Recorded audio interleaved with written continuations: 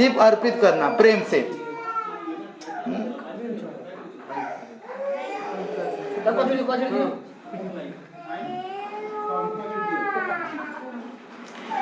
जिस व्यक्ति ने कार्तिक मास में केशव के समक्ष दीपदान किया है उसके सभी प्रकार के यज्ञ और सभी तीर्थों में स्नान हो जाते हैं। अगर इसमें इस दिन में इस एक महीने में, एक महीना है, इसमें अगर कोई भगवान को दीपदान करता है तो उसे सभी तीर्थ और सभी यज्ञ करने का उसे फल प्राप्त हो जाता है, जो जीवन में उसने कभी भी किया नहीं है, उसने अपने जीवन भर में नहीं किया है। जैसे परसों कथा गई ना कि सत्संग का क्या महत्व है।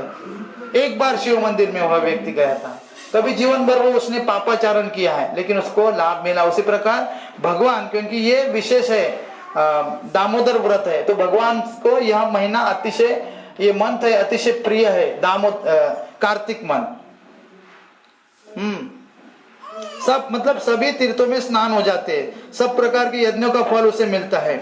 नारद ब्रह्मा जी कहते, पितृगण कहते हैं कि यदि उनके वंश में पृथ्वी पर, पितृ हमारे हैं ऊपर, पितृगण कहते हैं यदि उनके वंश में पृथ्वी पर ऐसी कोई संतान उत्पन्न हो, यानी उसके घर में कोई पुत्र या पुत्री उत्पन्न हो जो कार्तिक मास में दीपदान के द्वारा केशव को यानी भगवान को संतुष्ट करे, तो उन्हें चक्रपाणी श्री विष्णु की कृपा से निश्चय ही मुक्ति प्राप्त होगी पितरों को।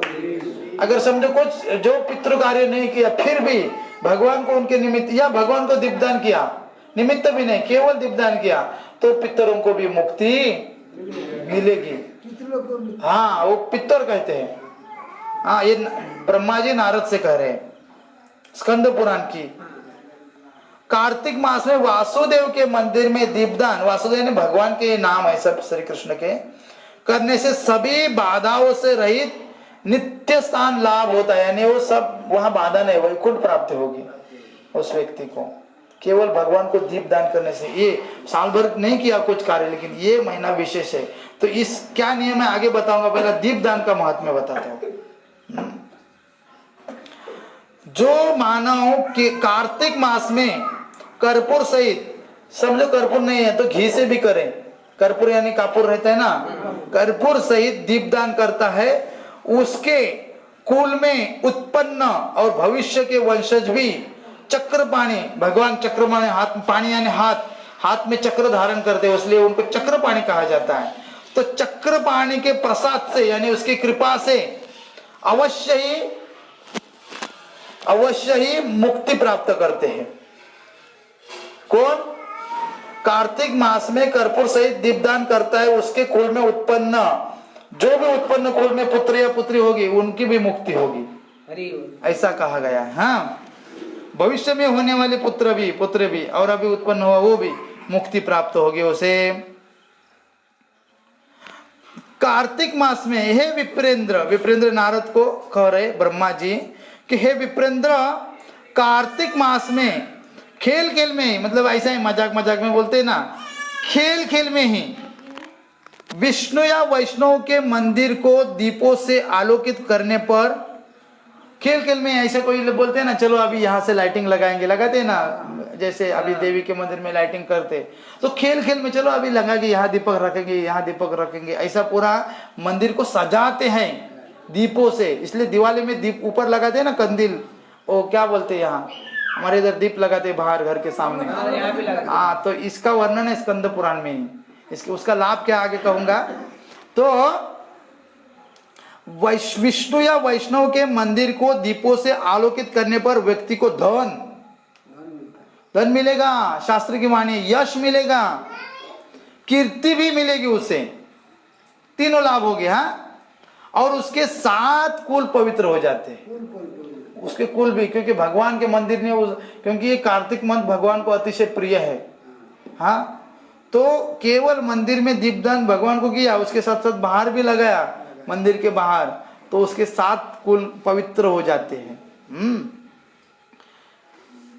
ऐसा कहा है कि इस महीने में अत्यंत निर्धन व्यक्ति है जिसके पास 1 रुपया भी नहीं है, 1 टका भी नहीं है जिसके पास। हाँ, ऐसे व्यक्ति को अपने आप को बेचकर कार्तिक पूर्णिमा तक दीपदान करना चाहिए। ये कौन कहते हैं? ब्रह्मा जी ये कहते हैं, नारद मुनि को बता रहे हैं।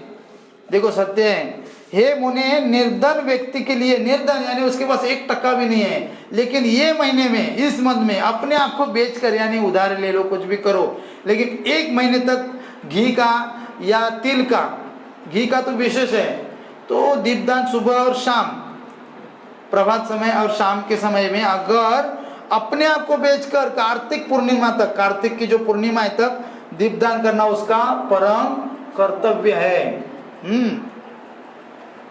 जो मूर्ख व्यक्ति, ऐसा कहा गया है, जो मूर्ख व्यक्ति कार्तिक मास में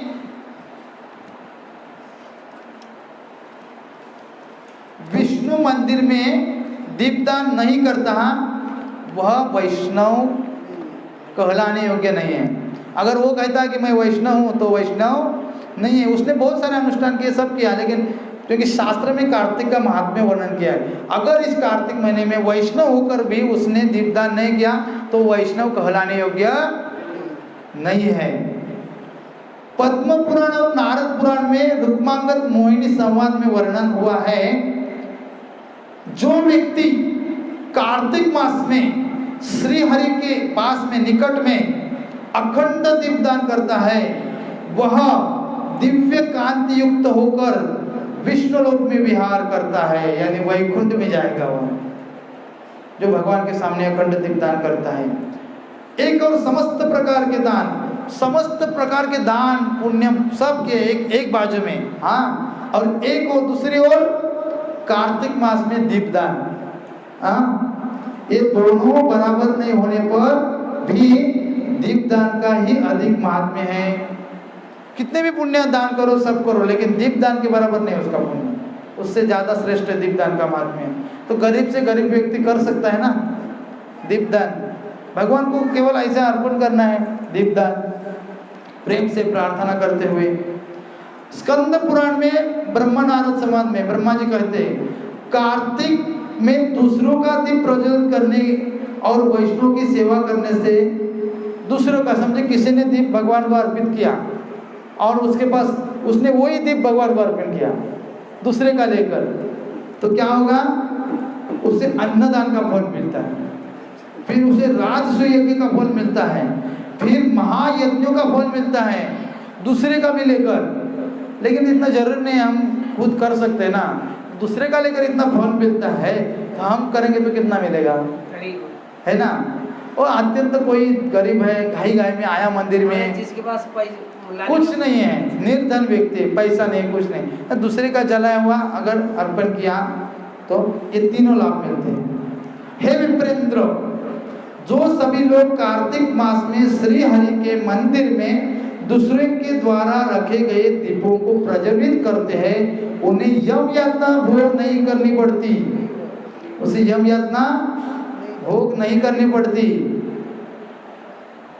एक चूहा था, चूहा, एक चूहे ने एकादशी में दूसरों के द्वारा दिए गए दीप को ऐसा ही प्रज्वलित किया, गलती से कुछ लगा, आग लगी दीप को, तो प्रज्वलित हुआ, हाँ, मन भगवान के सामने, तो उसको अगला जन्म दुर्लभ मनुष्य जीवन मिला उसे, एक चूहे को। ये पुराणों की बात है, स्कंद पुराण में बता रहे हैं।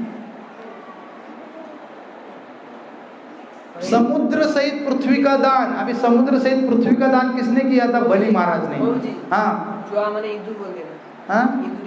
इंद्रू, इंद्रू क्या बोलते हैं? चूहा, चूहा चावल खाता है, इंदूर, इंदूर, इंदूर ने गलती से किया था। क्या किया था?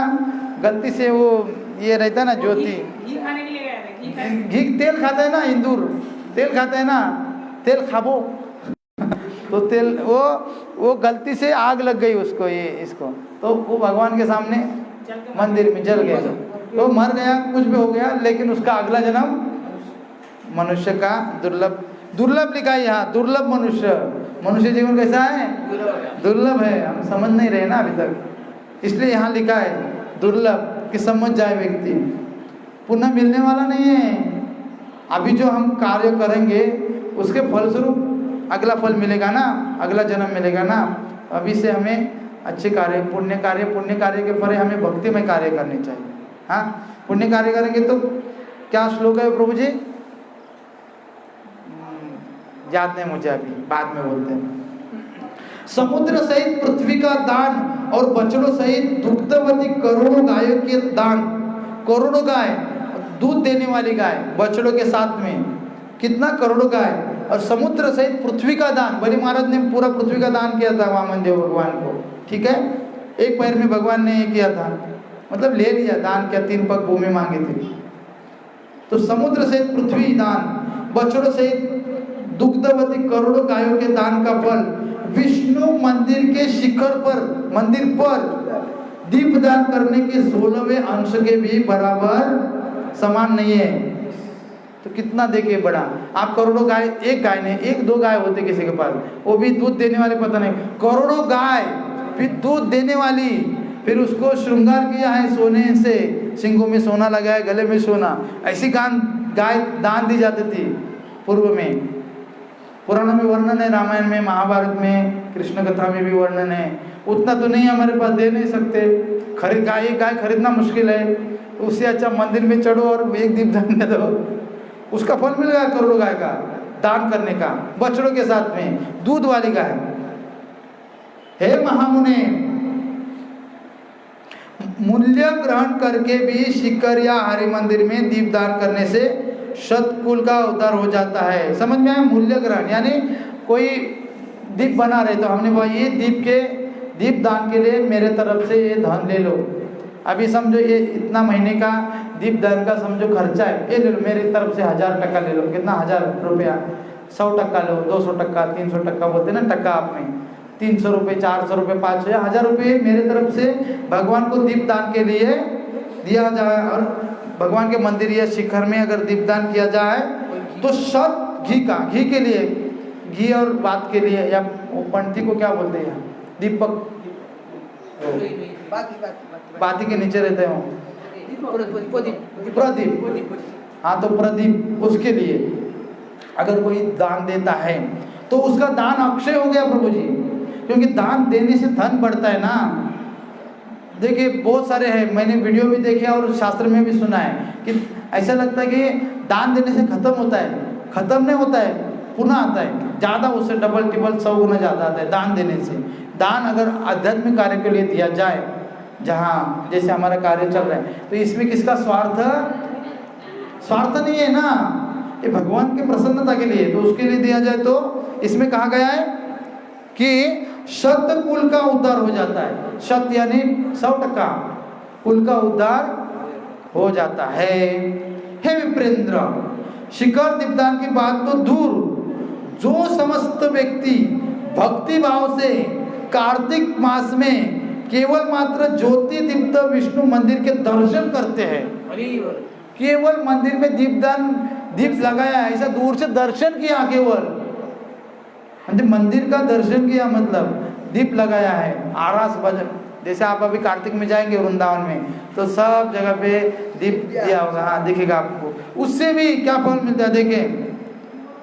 उनके कुल में कोई नरक में नहीं जाएगा, केवल दर्शन करने से, दीप लगाया हुआ विष्णु मंदिर। जैसे अभी, और ये कार्तिक महीने का व्रत ज़्यादा से ज़्यादा तीर्थ स्थान में करना चाहिए, और विशेष करके वृंदावन में ऐसे कहा गया है। जिसको पॉसिबल है वो धाम में जाके करे, नहीं है तो मंदिर में आके करे, क्योंकि घर में करे ठीक है, लेकिन मंदिर में और तीर्थ स्थान में उसका महात्म्य ज़्यादा है। आगे है श्लोक में बताऊंगा आपको। देवगण भी विष्णु के गृह में दीपदान करने वाले मनुष्य के संग की कामना करते हैं। देवी देवता है ना, इंद्रादि देव देवता, वरुण देवी देवता, वो बोलते कि इसने विष्णु मंदिर में, कृष्ण मंदिर में दीपदान दिया है, इसका मैं संग करूंगा, इसके पास में आऊंगा, देवता इच्छा करते हैं। हाँ, हे मुनिश्रेष्ठ, कार्तिक मास में कार्तिक पूर्णिमा तक विष्णु मंदिर के ऊपर दीपदान करने से भागवत पार्षदत्व सुलभ सहजता से लाभ होता है, यानी भगवान के धाम जाएगा व्यक्ति, पार्षद बनेगा अगर वो विष्णु मंदिर में दीपदान करेगा तो। और दूसरा एक वर्णन है स्कंद पुराण में, ब्रह्मा जी नारद से कहते हैं, जो श्री हरि मंदिर भगवान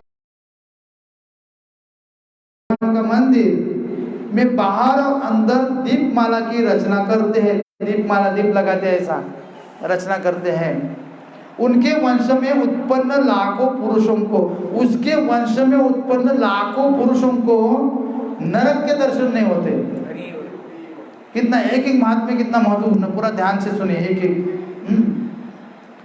और वे स्वयं विष्णु का सारूप्य और परम पद प्राप्त करते हैं। सारूप्य यानी भगवान के जैसा रूप मिलेगा उसे वैकुंठ में, शंख चक्र गदा जैसे भगवान के जैसा ही रूप मिलेगा उस व्यक्ति को। सारूप्य भविष्य पुराण में वर्णित है, जो का अभी भविष्य पुराण की बात है, अभी स्कंद पुराण हुआ, अभी भविष्य पुराण। कार्तिक मास में विशेष रूप से विष्णु के उत्थान के समय, द्वादशी या एकादशी में उत्थान यानी भगवान उठते हैं ना 4 महीने के बाद, घी युक्त प्रदीप्त प्रज्वलित करते हैं।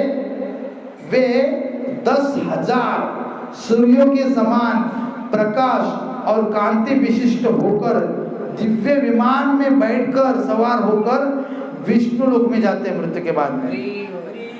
ये कोई पुराणों की बात ऐसे, ये सत्य बात है, ये झूठी नहीं, ये होने वाले सब। भगवान के दीप मतलब दीप लगाते हैं लाइन से, ऐसा दीप माला कहा जाता है उसे, लाइन से लगाते हैं मंदिर के बाहर चारों तरफ में, ऐसा लगता है ना माला लगाए किसी ने। हाँ। फिर पद्म पुराण में कहा गया है, जो मनुष्य कार्तिक मास में दामोदर, दाम उदर, दाम यानी पेट, दाम मतलब रस्सी, उदर मतलब पेट, भगवान दामोदर की लीला हुई थी ना, तो दामोदर केशव के उद्देश्य से आकाश में उच्च प्रदीप दान करते हैं। वे धन समृद्धि बताएं, मतलब उसके घर में कभी दरिद्रता नहीं आएगी, समृद्धि मतलब घर की समृद्धि बढ़ेगी, ऐश्वर्य, धार्मिक पुत्र जैसे इधर तीन पुत्र है ना, 3 सब एकादशी में हुए, वो मतलब ये कोई सब ऐसे एकादशी में पवित्र दिन में हुए हैं। प्राप्त करके सुलोचन विशिष्ट विद्वान के रूप में जन्म ग्रहण करते हैं और अंत में अपने कुल को पवित्र करके विष्णु लोक में गमन करते हैं। अभी दीपदान कैसे किया जाता है? दामोदराय नभसी तुलायाम लोलयासः प्रदीपन्ते प्रयच्छामि नमो अनंताय वेदसे। दामोदराय नभसी तुलायाम लोलयासः प्रदीपन्ते प्रयच्छामि नमो अनंताय वेदसे। हे दामोदर, कार्तिक मास में आकाश में महालक्ष्मी श्री राधिका के सहित तुम्हें प्रदीप दान करता हूँ। हे अनंत, हे विधाता, तुम्हें नमस्कार है, मतलब प्रार्थना करना है ऐसे भगवान को। ठीक है, ये हो गया दीप दान का महात्म्य। तो दीप दान किसी भी परिस्थिति में करना चाहिए। और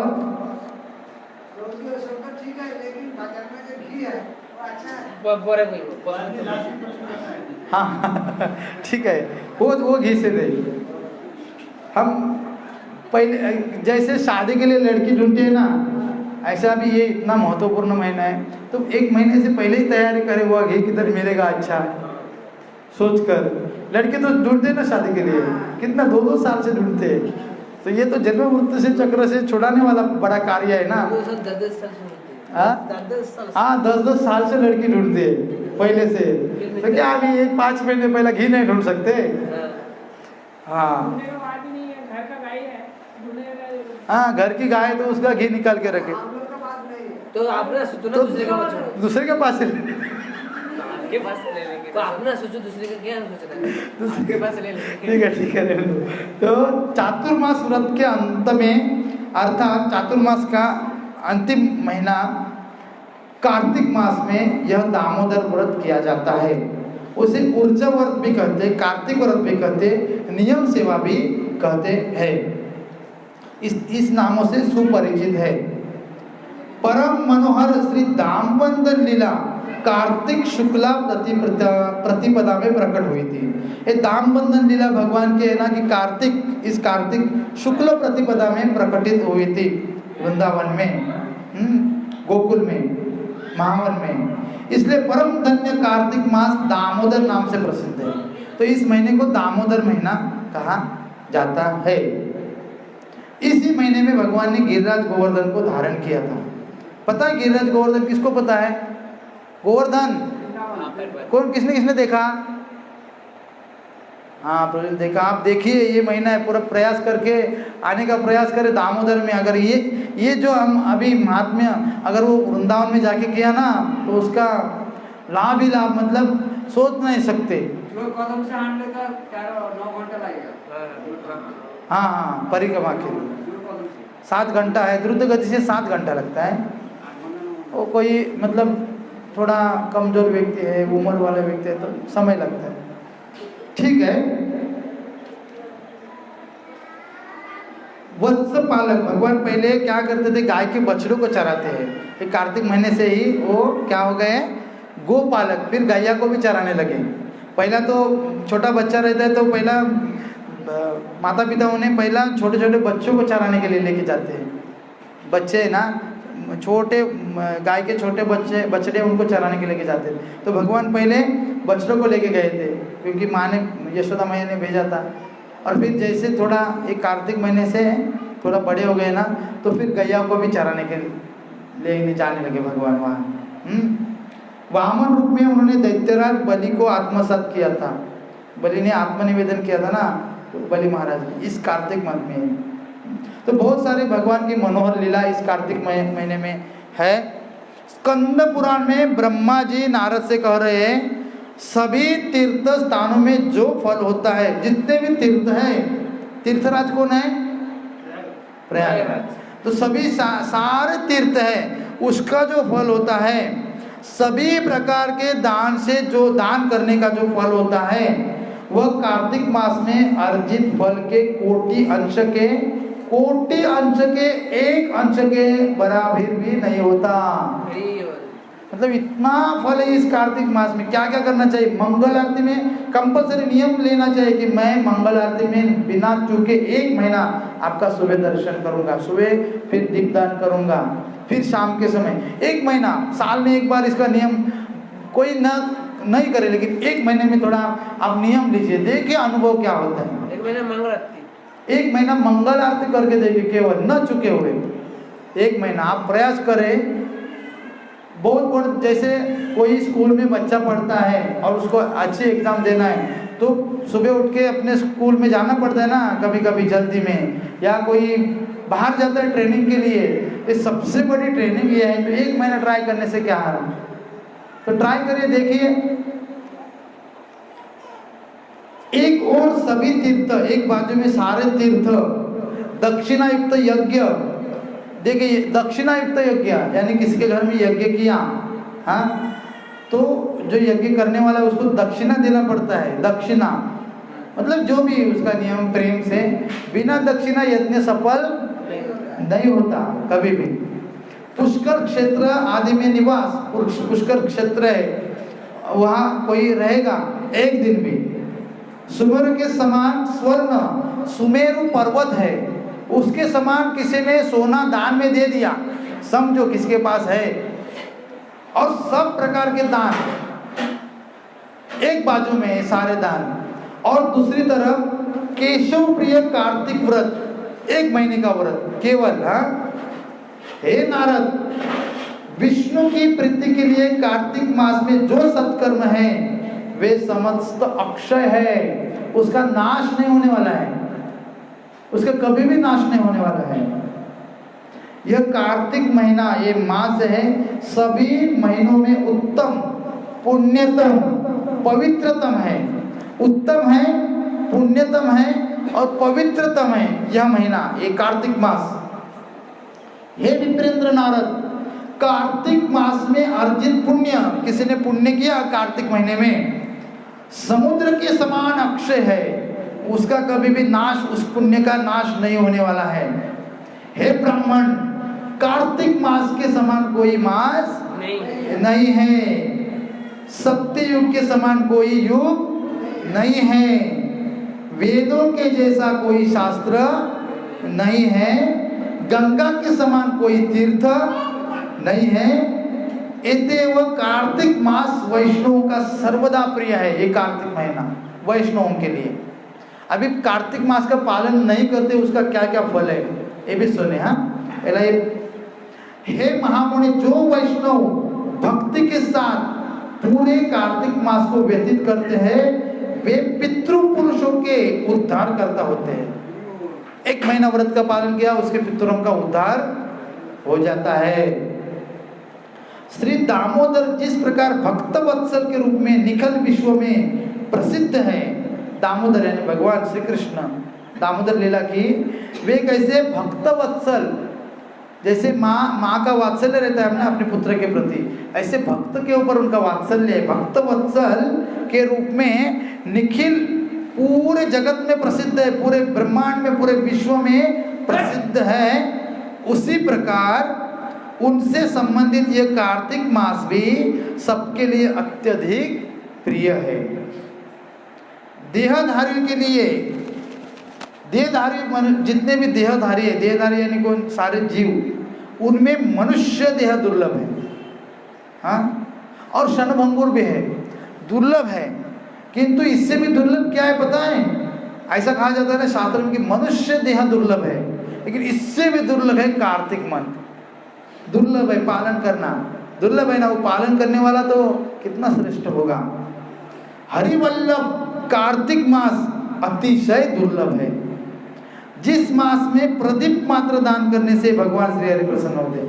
केवल प्रदीप, भगवान को दीप दान करने से श्री हरि संतुष्ट होते हैं, प्रसन्न होते हैं। और दूसरों का प्रदीप प्रज्वलित करने से सुगति प्रदान करते हैं। और दूसरे ने किसी का दूसरे का भी दे दिया, पहले बताया ना, दूसरे का आधा जला हुआ भी भगवान को, कोई किसी ने दिया नहीं है उसके मन का संतुष्ट के लिए दिया। हाँ हाँ, ऐसा भी अगर कोई घर से नहीं आ रहा है व्यक्ति, तो बोले मेरे नाम से तुम भगवान को दीपदान करें, तो उसको भी सुगति प्रदान करते हैं। ऐसा पूरा।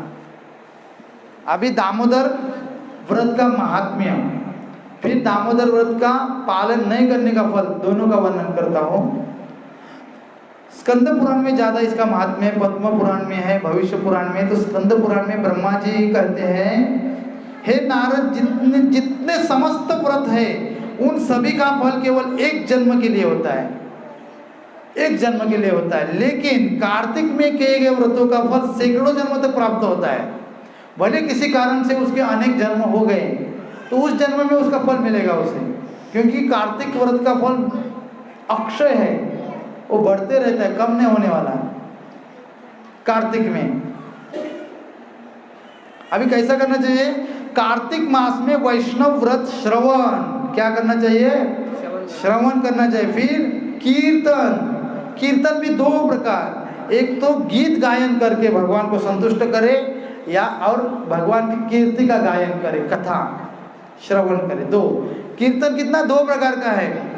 कीर्ति, भगवान की कीर्ति का गायन गीतों के द्वारा और कथा के द्वारा, इसे कीर्तन कहा जाता है। कीर्तन भगवान की कीर्ति का यश गान करना, समझ में है ना? और श्रवण करना।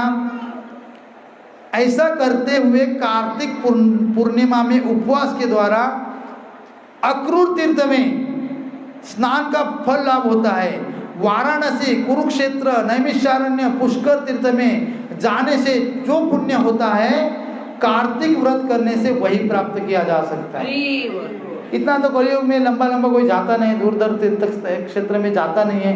केवल कार्तिक महीने का पालन करने से, व्रत का पालन करने से सब प्रकार के जो भी तीर्थ है उसके फल प्राप्त हो जाते हैं।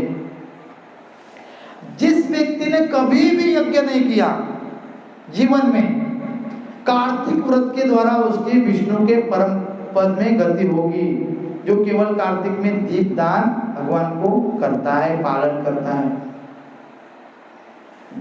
फिर हे मुनि सत्तम, चारों वर्णों के लोगों द्वारा, चारों वर्ण कौन कौन से हैं? ब्राह्मण वैश्य शूद्र। हाँ, तो चारों वर्णों के लोगों द्वारा कार्तिक व्रत किए जाने पर नीच योनि प्राप्त नहीं होगी उसको। मतलब ब्राह्मण भगवान को अर्पण करे, शूद्र अर्पण करे, वैश्य अर्पण करे या क्षत्रिय भगवान को दीपदान करे, उसको नीच योनि में, अधम योनि में जाना नहीं पड़ेगा 1 महीने में, कार्तिक में। हे मुनि शार्दुल, जो व्यक्ति कार्तिक मास में यथाविधि व्रत धारण करते हैं, मुक्ति उनके हाथ में होती है। ऋषि मुनियों द्वारा सेवित कार्तिक मास में किंचित मात्र व्रत पालन करने से भी मनुष्य महाफल लाभ करते हैं। अभी नहीं करते उसके लिए, जो पालन नहीं करते उसका फल क्या है देखते हैं। ये भी स्कंद पुराण में बताया। हे धार्मिक श्रेष्ठ, क्योंकि नारद मुनि जहाँ भी देखे नारद मुनि है, नारद मुनि श्रेष्ठ है, हमारे गुरु परंपरा के गुरु भी है।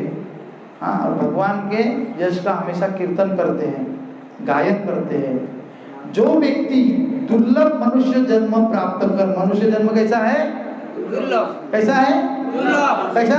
दुर्लभ। हाँ, मनुष्य जीवन दुर्लभ है, ऐसा मनुष्य जीवन प्राप्त करके भी कार्तिक व्रत का पालन नहीं करता है, वह कैसा है पता है?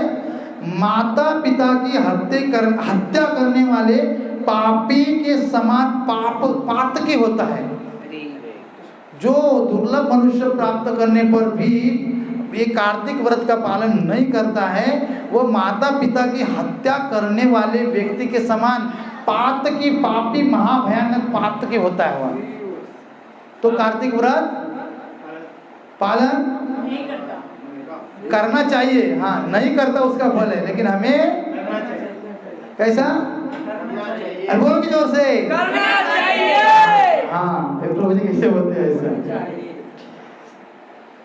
जो व्यक्ति व्रत का कोई संकल्प न देकर, जो व्यक्ति व्रत का कोई संकल्प न लेकर दामोदर प्रिय कार्तिक मास को बिता देता है, वह व्यक्ति सभी धर्मों से बहिष्कृत होकर तिर्यक योनि प्राप्त होता है। तिर्यक योनि यानी पशु पक्षी की योनि उसे प्राप्त होगी मृत्यु के बाद, अगर नहीं करता है या संकल्प नहीं लेता है। ये ब्रह्मा जी नारद से कह रहे, स्कंद पुराण प्रमाण है इसके लिए। हे मुनि श्रेष्ठ, जो मनुष्य कार्तिक मास में व्रत नहीं करता उसे ब्रह्म घाती, ब्रह्म हत्यारा, ब्राह्मण की हत्या करने वाला कहा गया।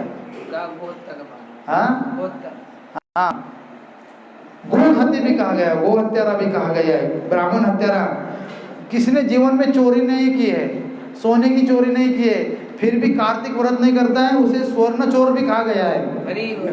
उसने कभी चोरी नहीं की है, फिर भी स्वर्ण चोरी का उसे दोष लगता है उसे। और सर्वदा मिथ्यावादी समझना उस व्यक्ति को, उसकी बातें को सत्य नहीं मानना ऐसे व्यक्ति को जो कार्तिक में व्रत का पालन नहीं करता है। अभी क्या इतना आसान है? केवल मंगल आरती में उठना है, भगवान को दीप लगाना है, कीर्तन करना है, शाम को दीप लगाना है। अभी क्या इससे ज्यादा कठिन क्या है? ये तो कोई उठ नहीं सकता 1 महीने के लिए, नहीं उठ सकता ना? अरे उठ सकता है, उठ जाएंगे, बोलो ना। उठ सकता है, बोलिए, उठ सकते हैं सुबह मंगल आरती में। हम लोग काम पे उठ जाके जा सकते हैं, इसमें भी आ सकते हैं। हाँ, 1 महीने के लिए ट्राई करके तो देखिए, 1 महीना कितना आनंद है। फिर बाद में आना कि नहीं सोचना, लेकिन 1 महीना आके ट्राई करके देखना क्या है। प्रभु जी ठीक है बोले, हरि बोल। प्रभु जी नगर कीर्तन करता हुआ चलेंगे, फिर सारे उठ जाएंगे ऐसे। हाँ, हे मुनि शार्दुल, विशेष करके यदि कोई विधवा स्त्री, विधवा स्त्री पता है ना, विधवा स्त्री कार्तिक मास में व्रत नहीं करती तो निश्चय ही वह नरकगामी होगी। हाँ, उससे भी कार्तिक व्रत करना चाहिए। लोग क्या सोचते हैं, मेरे जीवन में मैंने कुछ गलती नहीं किया, अभी मेरे साथ में क्या हो रहा है गलत। लेकिन शास्त्र सुनना कर्तव्य है हमारा, शास्त्र सुनते नहीं है। शास्त्र में नियम दिए कि मनुष्य जीवन को कैसा रहना चाहिए, अपने जीवन में उसका आचार विचार, उसका आचरण कैसा होना चाहिए, शास्त्र में दिया है। तो शास्त्र का श्रवण किया ही नहीं और अपने मनमानी ढंग से अपना जीवन व्यतीत किया, फिर जीवन में जो भी गड़बड़ी हो रही है तो दोष भगवान को देते हैं, लेकिन शास्त्र सुना ही नहीं। तो फिर पाप तो लगेगा, गलत तो होगा ही ना। कर्म का जो अच्छा करेगा उसका अच्छा फल मिलेगा, जो गलत करेगा उसका गलत फल मिलेगा। अब इसको इस बात को प्रमाण देने की आवश्यकता नहीं है, प्रत्यक्ष को प्रमाण की आवश्यकता नहीं, खुद देखते, आंखों से अनुभव करते हैं, देखते भी है। गृहस्थ व्यक्तियों के द्वारा, यानी जो शादीशुदा व्यक्ति गृहस्थ कार्तिक व्रत नहीं करने पर उन्हें कुआं खुदवाना, मंदिर निर्माण, मतलब अच्छे पुण्य कार्य है वे सब विफल हो जाएंगे। अगर उसने पुण्य कार्य किया फिर भी विफल हो जाएंगे अगर कार्तिक का पालन नहीं किया। ब्राह्मण यदि कार्तिक मास में व्रत नहीं करता है तो इंद्र आदि समस्त देवता उसके विमुख हो जाते हैं। ब्राह्मण यज्ञ करते, जैसे वेदों में वर्णन है, इंद्र को प्रसन्न करना, अग्नि को प्रसन्न करना, सोम को प्रसन्न करना, वायु को प्रसन्न करना, तो सब किया, लेकिन शास्त्र का जो सार है, भगवान है, इस कार्तिक को व्रत का पालन नहीं किया तो विमुख हो जाते हैं, यानी उससे दूर हो जाते हैं, इसके ऊपर कृपा नहीं करेंगे। हे विप्रेंद्र, विप्र यानी ब्राह्मण, कार्तिक व्रत त्याग कर अन्य सैकड़ों यज्ञ याग और बहुत श्राद्ध करने पर भी उत्तम गति लाभ नहीं होती। सन्यासी विधवा और विशेष करके वर्णाश्रमी, वर्णाश्रमी कौन कौन है? चारों, हाँ, ब्राह्मण, वैश्य, शूद्र, क्षत्रिय, यदि कार्तिक मास में व्रत नहीं करते तो निश्चय ही वे नरकगामी होंगे। ये शास्त्र की बात है, मानो अगर न मानो आपके हाथ में है। हे विप्रेंद्र, यदि कार्तिक मास में व्रत पालन नहीं हुआ तो उसके वेद पुराण पाठ का क्या लाभ? अगर वो वेद पाठ करता है, पुराण पाठ करता है, गीता पाठ करता है, लेकिन कार्तिक मास में नहीं पालन करता, तो ये कार्तिक का पालन नहीं किया तो उसका क्या लाभ, क्या फल है? आजन्म पुण्यवान व्यक्ति, जन्म से उसने पुण्य किए, ऐसा व्यक्ति यदि इस व्रत का पालन नहीं करता तो उसके सारे संचित पुण्य नष्ट हो जाते हैं। जन्म से उन्हें पुण्य किया लेकिन उसके पुण्य नष्ट हो जाएंगे अगर कार्तिक पालन नहीं करें। तो कार्तिक क्या इतना कठिन, क्या केवल भगवान को दीपदान करना है सुबह उठकर। सभी प्रकार का दान, जप, तपस्या कार्तिक व्रत पालन नहीं करने से विफल हो जाते, मतलब नष्ट हो जाते एक प्रकार से, मतलब फल प्रदान नहीं करते। जो लोग कार्तिक मास में उत्तम वैष्णव व्रत पालन नहीं करते उन्हें इस संसार में समझना ये पापी व्यक्ति है, पाप स्वरूप समझना चाहिए। वह कुलंगार है, ब्रह्महत्या गाली, बहुत गाली, एक प्रकार की गाली है ना, गाली भी नहीं, शास्त्र के वचन है। तो कभी कभी डर से भी बताते हैं कि डर से भी पालन करना चाहिए शास्त्र की। बाबा अपने जीवन में क्या कठिन क्या है, मंगल आरती में तो उठना है, मंगल आरती में उठना कठिन क्या है, 1 महीने के लिए, और ऐसा तो 1 महीने के लिए नहीं, पूरे जीवन के लिए उठना है।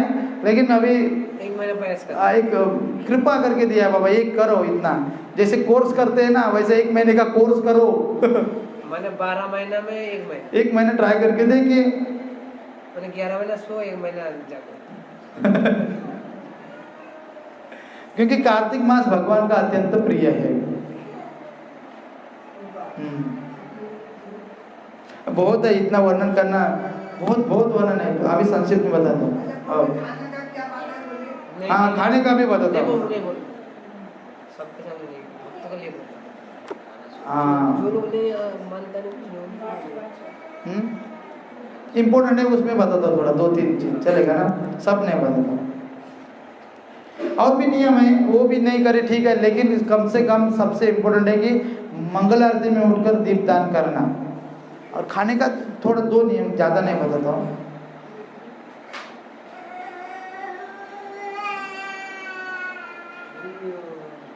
वो पलाश का पत्र रहता है ना, पलाश, उसमें भोजन करना 1 महीना, ऐसा नियम है। हम लोग खाते हैं, यहाँ पे देते पत्ता में।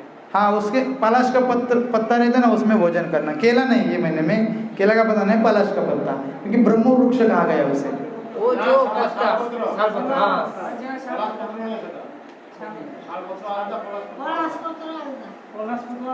हाँ, पलाश पत्र, उसमें।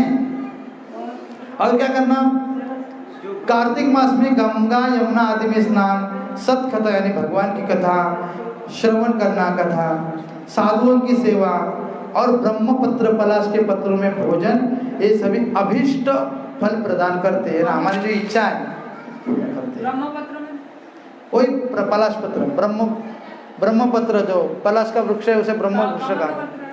नहीं नहीं, पलाश अलग रहता है, वो जो पलाश ऐसा बड़ा रहता है खाने के लिए।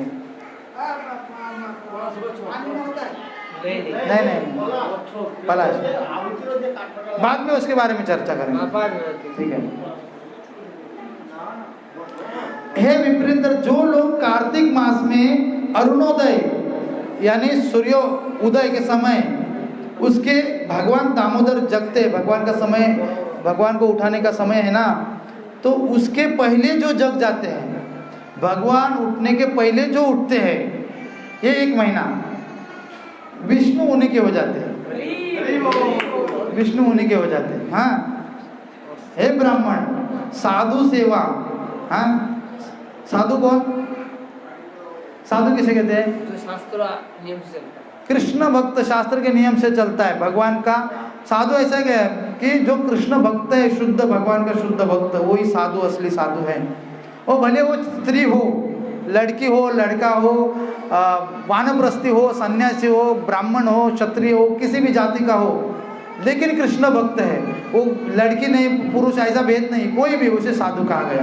कृष्ण भक्त निष्काम है, देव शांत, भुक्ति मुक्ति सिद्धि कामी सकले अशांत, क्योंकि उसकी कुछ कामना नहीं रहते साधु की। गोग्रास, गाय को भोजन, जो एक रोटी देते हैं ऐसा। विष्णु की कथा श्रवण कंपलसरी। हाँ, विष्णु का अर्चन, पूजा अर्चा, और शेष प्रहर में जागरण कली काल में, कार्तिक मास में अति दुर्लभ है ये चीजें। इस कलयुग में जलदान, गोदान, सूर्य ग्रहण में, कुरुक्षेत्र में स्नान का फल कार्तिक व्रत में एक ही दिन में लाभ हो जाता है, केवल 1 दिन करने से। एक बड़ा बड़ा लाभ 1 दिन में हो जाता है। हाँ, हे नारद, जो मनुष्य कार्तिक मास में भगवान के ये शास्त्र गीता भागवत चर्चा करता है, देखिए हाँ, उन्हें पुनः इस संसार में दोबारा नहीं आना पड़ता, नहीं आना पड़ता। जो इस महीने में शास्त्र चर्चा करता है, ज़्यादा से ज़्यादा शास्त्र चर्चा सुनना चाहिए, उसे दोबारा नहीं आना पड़ता। कार्तिक मास में भक्ति पूर्वक नियम से विष्णु मंदिर की परिक्रमा, तो अभी हमारी परिक्रमा यहाँ नहीं है, लेकिन यहाँ गोल घूम सकते हैं, तुलसी की परिक्रमा कर सकते हैं। हाँ, हरि के समक्ष भक्ति पूर्वक गीत, जो अभी हमने किया, हाँ, भगवान के समक्ष कीर्तन किया, गौर आरती। वाद्य बजाने वाले प्रभु जी किधर गए? हाँ, वाद्य मृदंग बजाते हैं और नृत्य करते हैं भगवान के सामने। अगर भगवान के सामने नृत्य नहीं किया तो माया के सामने नृत्य करना पड़ेगा, तो उससे अच्छा भगवान के सामने नृत्य करेंगे।